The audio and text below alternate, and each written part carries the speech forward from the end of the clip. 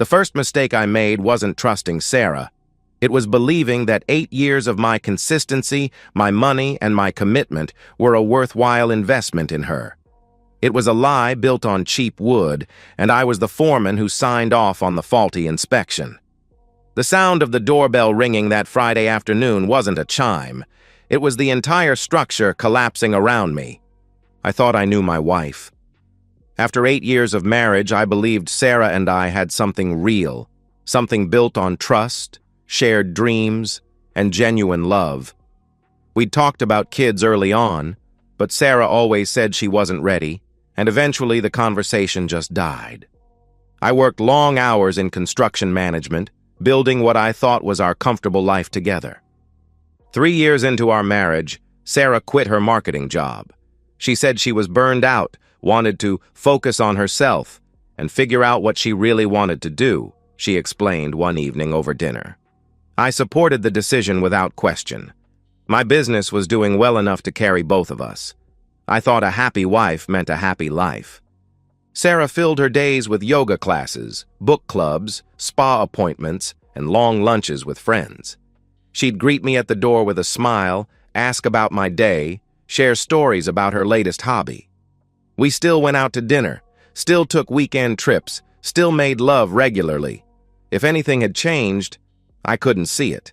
3 weeks ago, Sarah announced she needed a break. "I've been feeling stuck," she said over breakfast, not meeting my eyes. "Like our marriage has fallen into this routine. I love you, Jake, but I feel like I'm losing myself." Her college friend Monica lived in Miami now and had suggested a girls' trip, just the two of them, Thursday to Sunday. I felt that familiar stab of guilt. Maybe I'd been working too much. "How long?" I asked. 4 days. Monica found this amazing resort, she replied, her voice gaining enthusiasm. I booked her flight that afternoon, paid for the hotel myself. Sarah kissed my forehead when I handed her the confirmation emails. "You're the best husband," she said warmly. "I'm so lucky." Thursday morning, I drove her to the airport. Sarah was practically glowing, more excited than I'd seen her in months. At the departure gate, she threw her arms around me. "I love you so much," she whispered. "Thank you for understanding." I watched her disappear through security, feeling oddly optimistic. Maybe this trip was exactly what our marriage needed. Friday afternoon, I was catching up on emails when the doorbell rang. Through the peephole, I saw a woman I didn't recognize. Mid-30s, brown hair, mascara streaked down her cheeks. She was clutching her phone like it was the only thing keeping her upright. "Is your wife Sarah?" she asked, her voice cracking when I opened the door.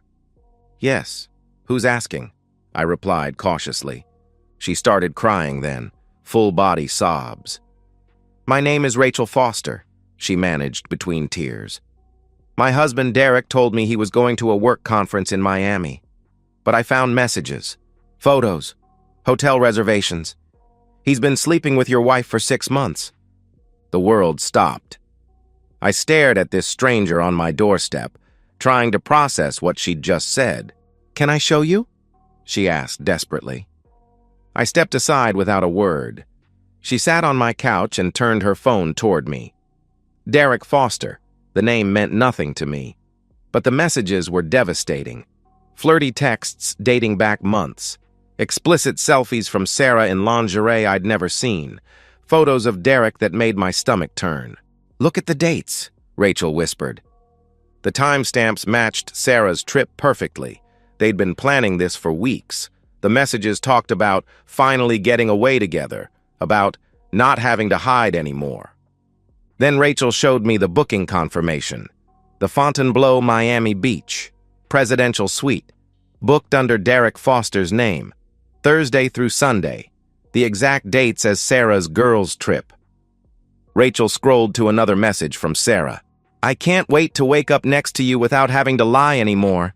Just 3 more days." I read that message 3 times. Sarah, my Sarah, who'd called me the best husband, couldn't wait to wake up next to another man. The shock crystallized into something cold and focused. I looked at Rachel and felt oddly calm. "They come back on Sunday," I said quietly.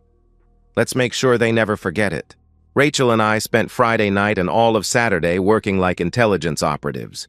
We weren't friends. We were two people united by the same betrayal. Rachel brought her laptop. I pulled up Sarah's iCloud account on mine.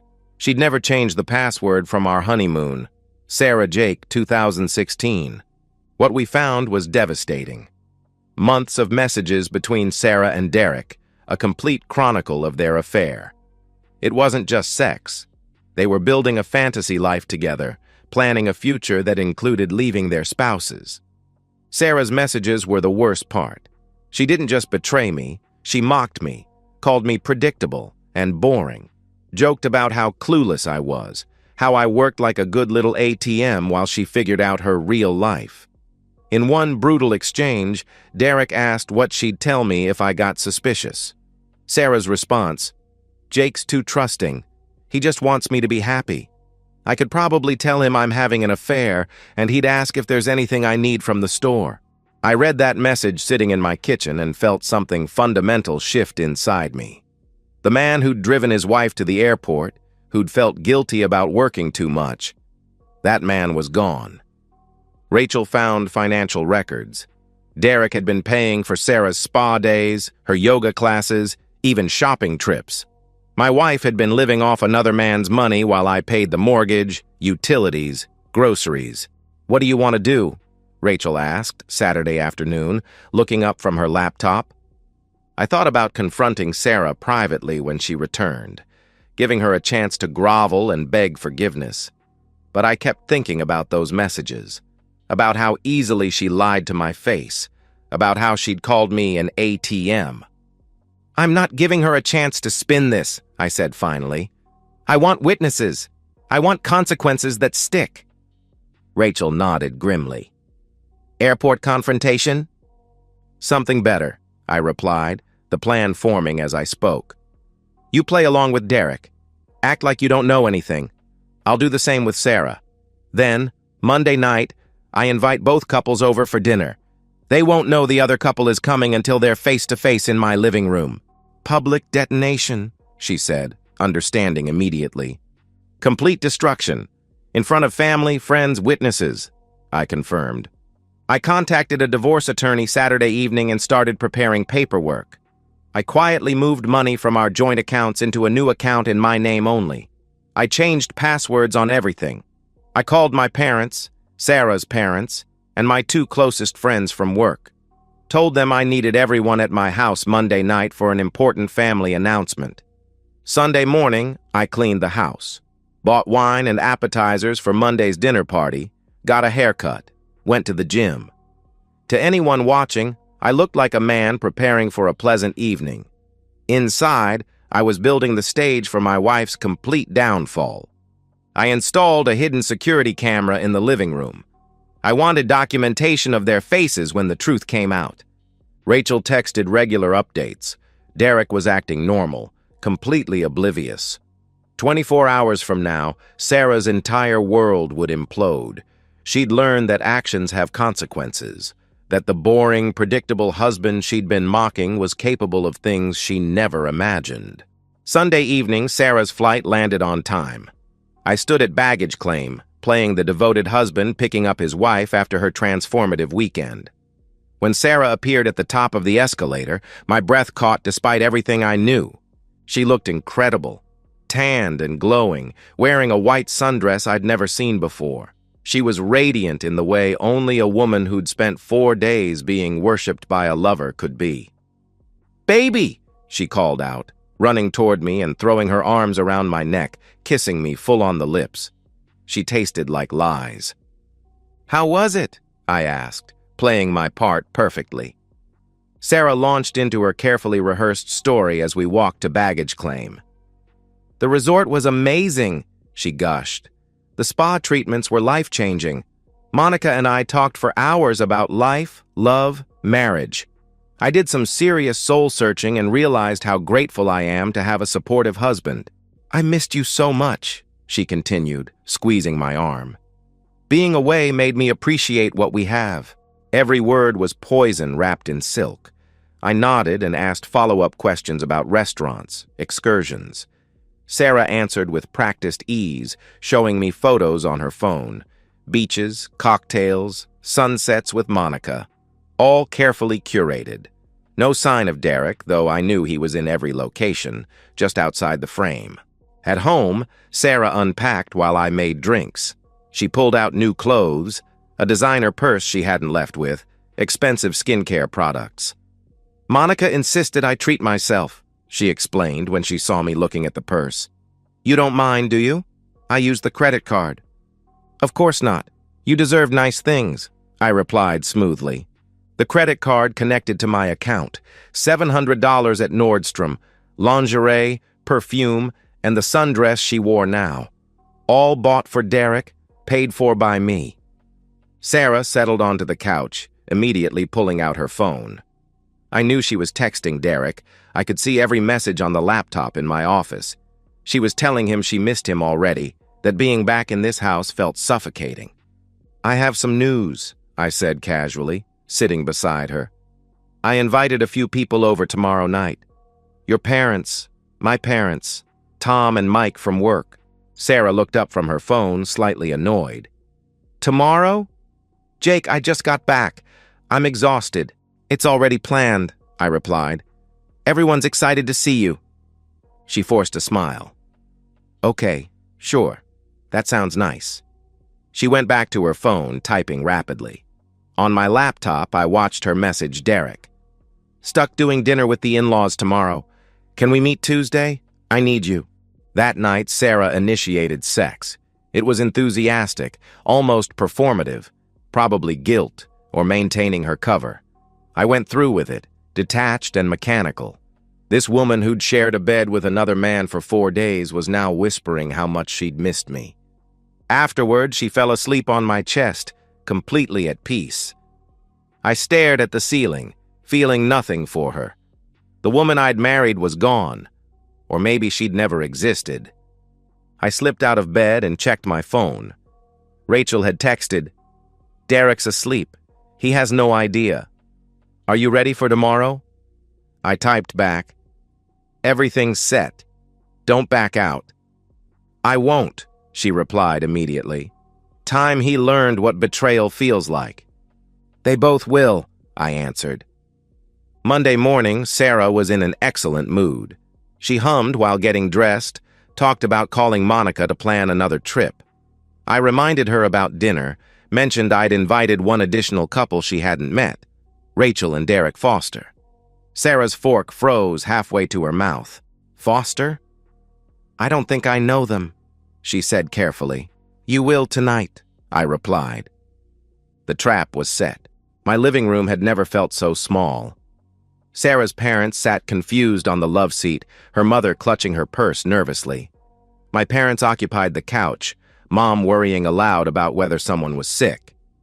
Tom and Mike stood near the kitchen with beers, exchanging glances that said they were ready for whatever was coming. Rachel sat alone in the corner armchair, pale as death in her black dress. When I'd introduced her as Derek Foster's wife, Sarah had gone white around the edges but managed to shake her hand politely. Sarah paced between the kitchen and living room, playing hostess but moving like a caged animal. Where's Derek? She asked for the 3rd time. You said 7 o'clock. He'll be here, I assured her calmly. At 7:15, the doorbell rang. Sarah moved toward the door out of habit, then froze when she realized what was about to happen. I walked past her and opened the door myself. Derek Foster stood there in pressed khakis and a button-down, holding a bottle of wine, wearing the confident smile of a man who thought he was networking. Jake? Derek Foster. Thanks for the invite, man, he said, extending his hand. Come in, Derek. We've been waiting for you, I replied, stepping aside. He entered my living room and his smile evaporated instantly. The first thing he saw was Sarah, frozen by the kitchen doorway like a deer in headlights. Then his eyes found Rachel in the corner, and all color drained from his face. I closed the door with a soft click that sounded like a gunshot in the sudden silence. Sit down, Derek, I said quietly. I think there's been some kind of mistake. he began. Sit. Down. My voice was controlled but carried enough menace that Derek sank into the nearest chair without another word. I walked to the TV and picked up the remote. My laptop was connected, the slideshow ready. Before we begin, I announced to the room, I want everyone to understand what you're about to see. 3 days ago, Rachel came to my door with some disturbing information about our spouses. We spent the weekend investigating, and what we found was illuminating. I clicked play. The first slide filled the screen. A text message from Sarah to Derek, dated 2 months ago. Can't stop thinking about last night. Jake worked late again. We could have more nights like that if you want. Sarah's mother gasped audibly. Her father's jaw went rigid.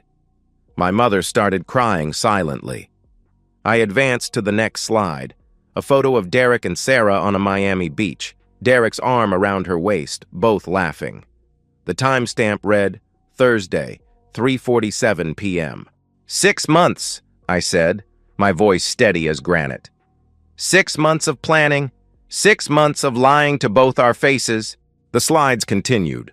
Hotel receipts, explicit messages, conversations where Sarah called me boring and referred to our marriage as her safety net until something better came along. Derek tried to interrupt. This isn't what it looks like, he stammered. Shut up, Rachel said, her voice ice cold as she stood. You told me you were at a work conference. You told me you loved me. You spent $4,000 on that hotel suite, our down payment money. I clicked to Sarah's Friday morning message.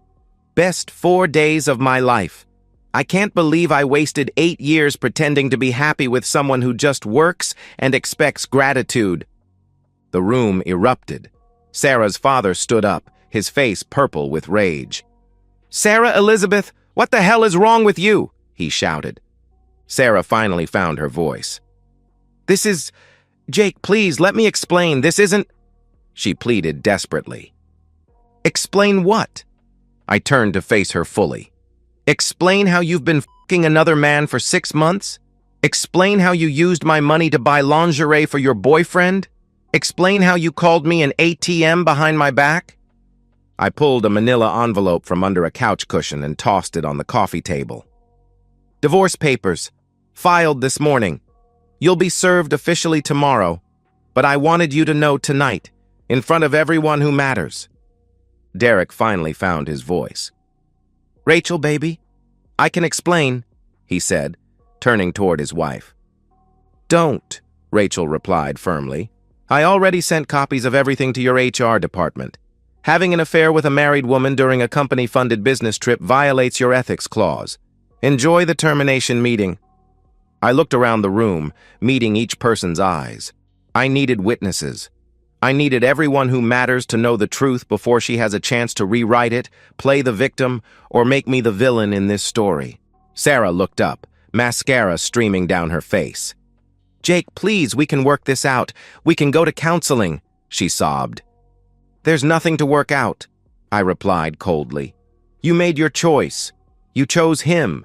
You chose lies. You chose to destroy our marriage for a fantasy. Now live with the consequences. I walked out to my back porch, leaving Sarah surrounded by the judgment of everyone who'd ever mattered to her. The cold night air hit my face like a blessing. My hands were shaking, not from fear, but from pure adrenaline. Inside, I could hear voices. Sarah's father demanding answers. Rachel's calm recitation of facts. My mother asking my father to take her home. I lit a cigarette, the first one in 3 years, and looked up at the stars. It was done. The controlled demolition of Sarah's life took exactly 14 days. She moved out within 72 hours, her parents arriving Tuesday morning with a U-Haul and faces like stone. Her father wouldn't even look at her while loading boxes. Her mother kept apologizing to me, saying she'd raised Sarah better than this, that she was ashamed and heartbroken. This isn't your fault, I told her mother quietly. Some people are just broken in ways that don't show until it's too late. The divorce moved through the system like a freight train. My attorney, armed with 6 months of documented evidence, destroyed every argument Sarah's lawyer attempted. She tried to claim emotional distress, citing my public humiliation of her as grounds for alimony. Her own text messages, where she'd mocked our marriage and called me a walking paycheck, obliterated that strategy. Sarah got nothing except her personal belongings and the car that was in her name. Everything else stayed with me: the house, the savings, the investments, the furniture. Derek's destruction was swifter and more public. Rachel's evidence package landed on his boss's desk Monday morning. He was terminated by Wednesday. Within a week, word had spread through their professional network. LinkedIn became a graveyard. No one wanted to hire the guy who'd blown up 2 marriages and violated his employment contract. Sarah's social circle evaporated like morning mist. Her book club friends stopped calling. The yoga studio crowd went cold. Even Monica, her supposed best friend and alibi, distanced herself once the truth came out. Turns out Monica had known about Derek the whole time, had even covered for Sarah during previous rendezvous. Sarah tried reaching out twice, once through a mutual friend, once through a desperate 2 a.m. text, both times asking for closure, for a chance to explain, to apologize properly. I ignored both attempts. There's nothing left to explain. Closure is something guilty people seek to make themselves feel better. My life became quieter but not peaceful. I threw myself into work, taking on bigger projects, longer hours. My crew respected what I'd done, but they were also slightly wary. They'd seen what I was capable of when pushed beyond my limits. Women started approaching me, at the gym, through dating apps, even at work sites. Apparently being the guy who destroyed his cheating wife carried a certain appeal. I wasn't interested. Not yet. Maybe not ever. Rachel and I stayed in occasional contact, bonded by shared experience but not friendship. She was rebuilding her life with remarkable strength, going back to school, buying a smaller house, dating again. One night she texted, "Thank you for not letting me run away from this. I needed to see his face when everything collapsed." I didn't reply. She understood why.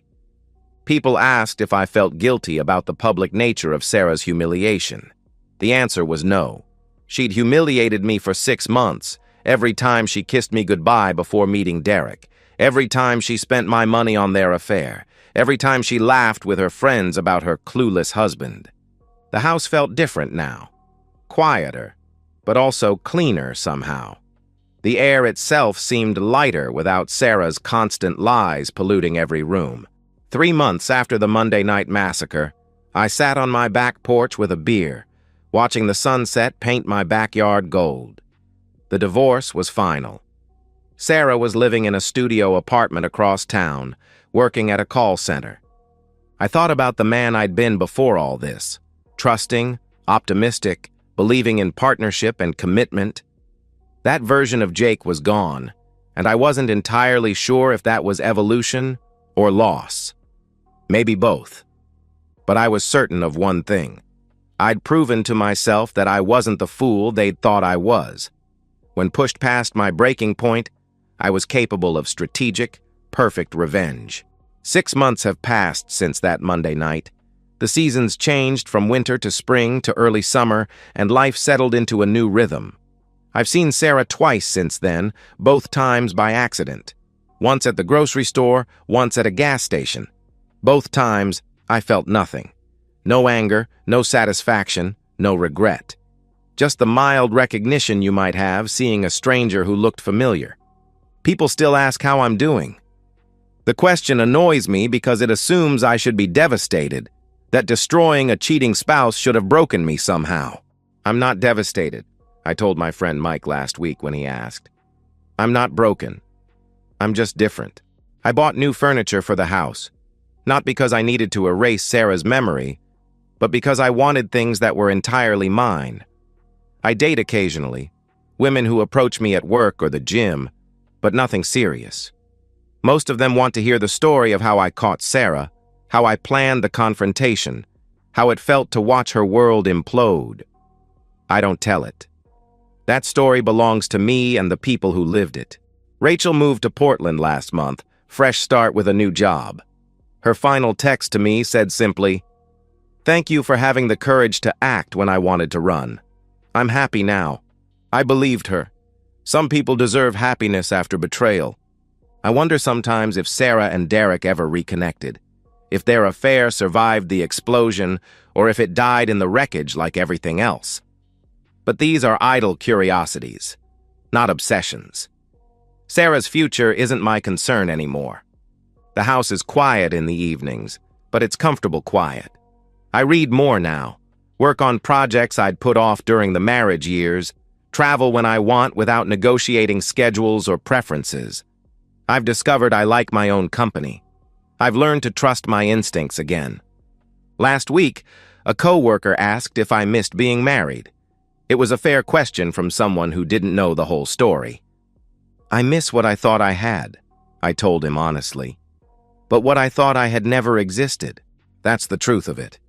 I'd been married to an illusion, a performance, a woman who played the role of loving wife while planning her escape route. The real Sarah had been there all along. I just hadn't wanted to see her. The revenge didn't heal me. It didn't make me whole or restore my faith in love or teach me profound lessons about forgiveness. What it did was restore my self-respect. It proved that I wouldn't be discarded quietly, that my trust and devotion had value even if Sarah couldn't see it. Some nights, sitting on this porch with a beer and the crickets for company, I think about the man I was 8 years ago. Younger, more naive, but also more hopeful. That man believed in forever, in partnership, in the possibility that two people could build something lasting together. I'm not that man anymore. Maybe that's a loss. Maybe it's wisdom. Probably it's both. What I know for certain is this. I sleep well at night. I look at myself in the mirror each morning without shame or regret. When people meet me now, they see exactly who I am. No pretense, no performance, no lies. Sarah taught me that love without honesty is worthless, that trust, once broken completely, can't be repaired, that some betrayals are so fundamental they change you at a cellular level. But I taught her something too, that actions have consequences, that cruelty has a price, that the quiet, predictable husband she'd mocked was capable of perfect, devastating justice. In the end, we both got exactly what we deserved. The difference is, I can live with what I earned.